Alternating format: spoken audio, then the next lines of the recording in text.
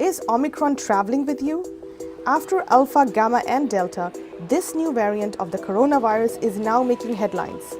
Because of it, many countries have once again imposed severe travel restrictions. The fear, the new variant could be even more contagious and the vaccines could work less well against it. In countries with a high COVID vaccination ratio, breakthroughs are increasing. This means an infection with COVID-19 despite being vaccinated. This development is worrying many and the reason for many rumors surrounding the efficacy of the vaccines. Ich finde, jetzt werde ich auch immer mehr verunsichert, weil ich mir denke, die Impfung hat nichts gebracht. Also ich möchte die dritte Impfung nicht haben, weil ich davon ausgehe, dass ich wahrscheinlich alle halbe Jahre mich impfen lassen müsste. Will ich nicht. Also ich denke, es bereitet vielen Menschen Panik und auch viele Konflikte bezüglich Menschen und der Politik, dass viele Fragen offen sind. Wie sehr vertrauen Sie den Impfstoffen? Gar nicht. Ich glaube, ich fühle mich nicht geschützt, ich behalte Abstand und gehe nirgendwo mehr rein. The vaccines don't work. False. The corona vaccines are highly effective, but not 100%. With the new Omicron variant, there is great concern that the vaccines protect less well than against previous variants. Reliable data is not yet available, but vaccine producers like BioNTech, Pfizer, and Moderna have already announced that they will adapt their vaccines if necessary. The vaccines from BioNTech, Pfizer, Moderna, and AstraZeneca, for example, are said to be around 75% effective against a symptomatic infection with the Delta variant, and the situation is similar with the Indian Covaxin. That means the probability of getting sick is 75% lower. However, there is still a residual risk with these and other vaccines. And this is also reflected statistically. With over 3 billion fully vaccinated worldwide, there is still a considerable number of people who get COVID. If you look at the numbers and the proportions between vaccinated people with breakthrough infections and unvaccinated people who get infected, then the relative risk is like tenfold higher for unvaccinated people to get infected.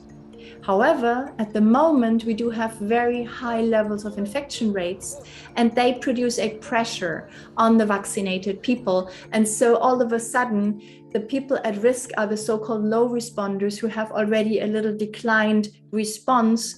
Nevertheless, the immunological memory is there, but there is the chance still to get infected. And this is what we are seeing. According to official information, Sputnik V from Russia also protects 83% against the more contagious Delta variant. However, Russia has not yet disclosed any scientific evidence for this. The Johnson & Johnson vaccine, on the other hand, is considered less effective by health authorities. There were relatively many breakthroughs for this vaccine. For this reason, people vaccinated with the J&J are now recommended to get a booster shot with a different vaccine in a short time period in several countries. It seems to be similar with Sinovac and Sinopharm. The little information available regarding the Delta variant suggests that the two Chinese vaccines are less effective against the most common variant of the coronavirus. The vaccination only works for a short time. Misleading. One cause for the increase in vaccination breakthroughs in some countries is the fact that vaccination protection decreases over time. After a while, the immune system doesn't remember the encounter with COVID-19 that well. The antibodies decrease again. Exactly when this happens is currently being researched in many countries. In this not yet peer-reviewed study from the UK, for example, researchers observed how the effectiveness of 3 vaccines developed over several months after the second dose. The result: the effectiveness against a symptomatic illness with Delta after the BioNTech Pfizer vaccine has significantly decreased after roughly 5 months. With AstraZeneca, it even sinks to below 50%. And with Moderna, the protection slightly diminishes in the first 3 months. In terms of the duration of efficacy, I think we're still learning as we speak. I think broadly speaking, it looks like perhaps right around 6 months mark after the completion of the vaccination, that people are coming in are at a higher likelihood of developing a breakthrough infection. In addition to the antibodies, other cells and mechanisms also play a role in the immune defense. These include T memory cells and B memory cells, which can remain in the body for years. It is assumed that they can also provide long-term protection against corona. While the T cells can fight corona-infected cells, the B cells produce antibodies again when necessary. This does not necessarily prevent an infection, but ensures a much milder course. Therefore, the vaccination still has a benefit for people even if there is a breakthrough.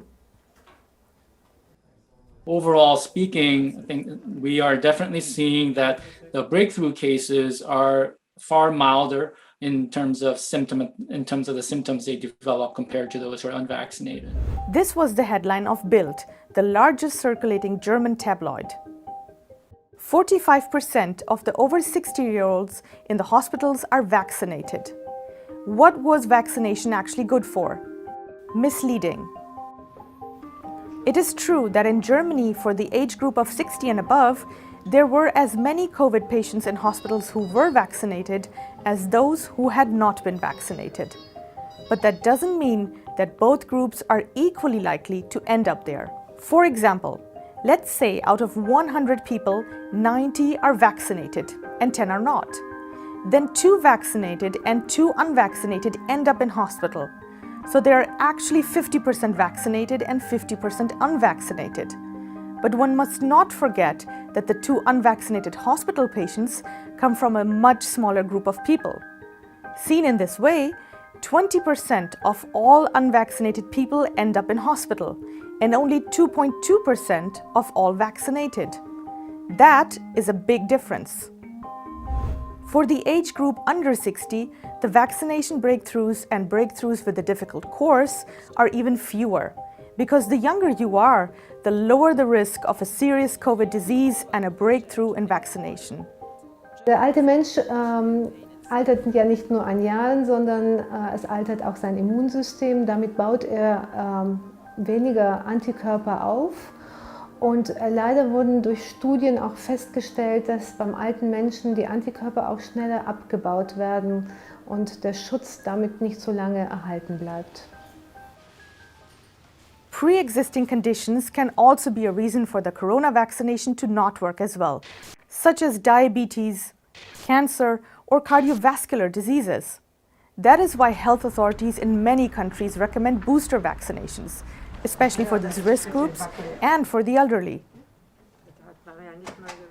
So amongst all these discussions around breakthrough infections, it's very important to mention that in many European countries, especially in Germany, for example, the proportion of unvaccinated people is still too high, and they are at high risk of getting infected. And this is actually what we are seeing with these constantly high infection rates that we observe in Germany. And if we are sort of not able to reduce the proportion of unvaccinated people, this will be a situation that's hard to be controlled in the winter. I would like to really emphasize that it makes sense to consider to get vaccinated.